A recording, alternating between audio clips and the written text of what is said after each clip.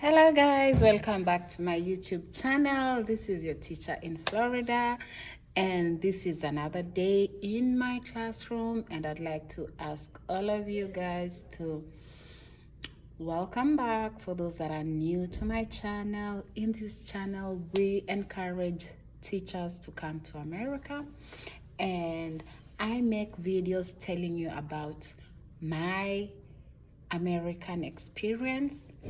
And if you are new, please like, share, subscribe. Welcome so much for my continuing subscribers. Yes, you are welcome for another video. Now, today, as you can see, I am in my classroom. Now, I want to share with you guys some of the hardships or some of the challenges that I've faced since I came to America as a Kenyan teacher. The first thing that I struggled with when I came here was my accent. The English that I knew in Kenya, for some reason I felt like I didn't even know English. I felt I didn't know English. I felt I couldn't speak English because the way Americans articulate their English is really, really different. Okay? Now, that was one thing that I really struggled with. Not just with my coworkers, but even with my students. Because when during instruction time, the students are going to keep asking you to repeat, what did you say? And you are struggling. You are trying to articulate the way they do. God, it was a struggle. When I say it was a struggle, I don't know how to explain this even. Because you make a sentence and the kids are like, oh, excuse me, miss, what did you say? What did you say?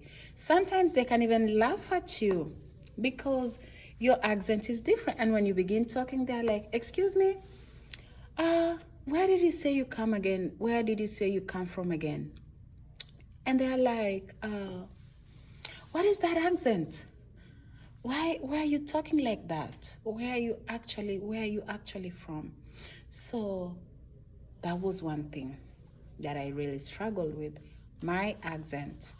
And it's not like right now it's any different, but what I promised myself is I wasn't going to change the way I talk, or I wasn't going to struggle to be somebody that I wasn't. I was just going to be me. The students are to get used to my accent. It's a struggle, yes, but remember we have the students from August all through to May. So they will make excuses all they want. They will say, oh, we can't understand. But let me tell you, as long as you know that you're communicating and the administration know that you're teaching and you're communicating, these kids will make all the complaints they want, but at the end of the day, when they realize that you're just their teacher, then funny, because they will now begin to understand you. So this year, I don't have any struggles though about my accent. Most of the students, I believe we understand each other pretty well, but that is one thing that I really struggled with.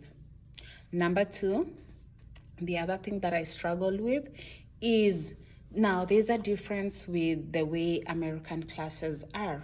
For instance, you are not to go to where the students are. The students are to come where you are. So as a teacher, in Kenya, we are used to walking to where the class is, having our class. Then once you're done, you go back to the staff room. Here, that's not the case. Here, you have to be in your class, be by your door, greet the students as they walk in, have your class, and then open the door to release the students when it's time to go. The door remains closed at all time, and the windows remain closed at all time. So we have air conditionings in the room, and at no one case should the door be opened or should the windows be open because of security reasons.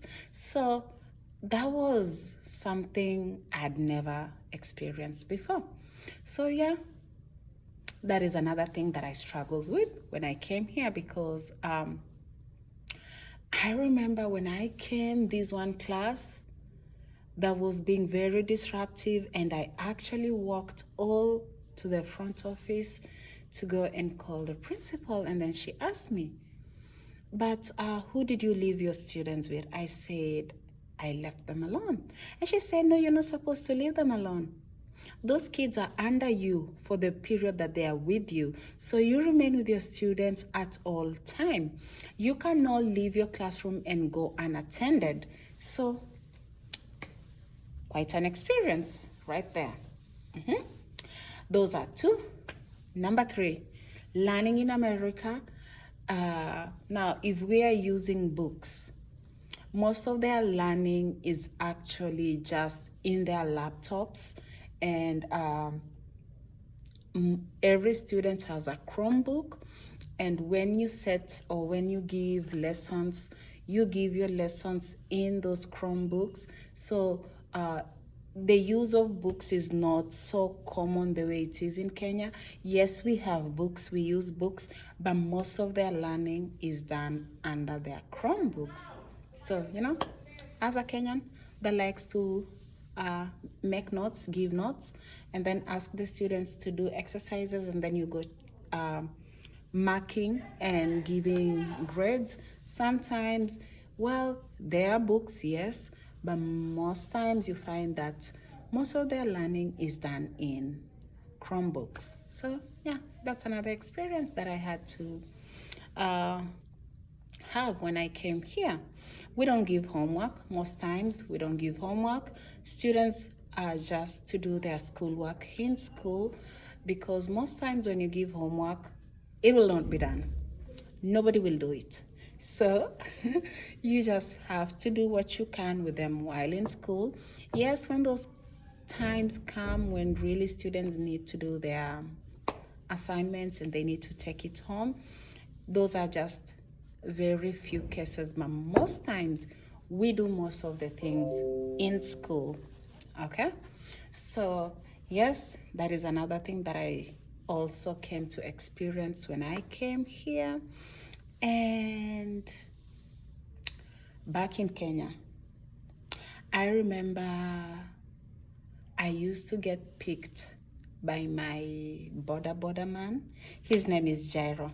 Hi Jairo, if you're seeing this, his name is Jairo. Jairo used to pick me and take me to work, and Jairo would pick me again at the end of the day and take me to work. I had two guys, that is Jairo and Elkana. Those are my guys back in Kenya. When I came to America, newsflash, you have to buy your own car. You have to find your way to school, and you have to find your way back home. So as a teacher who wants to come to America, that is why sometimes you see they encourage you to just have your driving license, because when you come here, driving is not an option. You have to, by all means, you have to. So your sponsor is going to set you up in a locality where you have other teachers in the same sponsorship, and most times they will use like teachers that are maybe doing their second or their third year here, and they would help those teachers that are in their first year.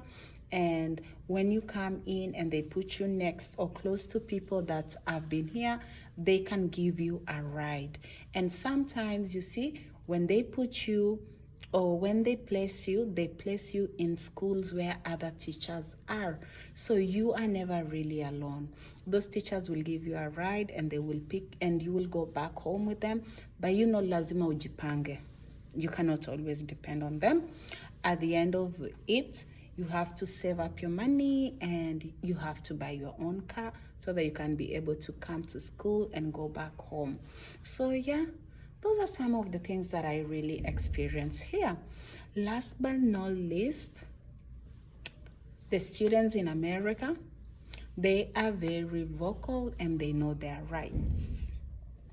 The students in America are not timid like the students in Kenya. So these students are, it's almost like when you're having your class, you need to have an open mind so that you can just have a smooth class, because they can cut you right along when you're teaching and ask a question, or tell you what they are thinking at that time as you're teaching. So you need just to be a vibrant teacher and meet them at their point and have good relations with them. So yeah, those are some of the few things that I could say you are expecting to get when you come here. And when they say that you are working for 8 hours, it is 8 hours, darling. It is 8 hours. You don't get to play around like the way we used to do in Kenya.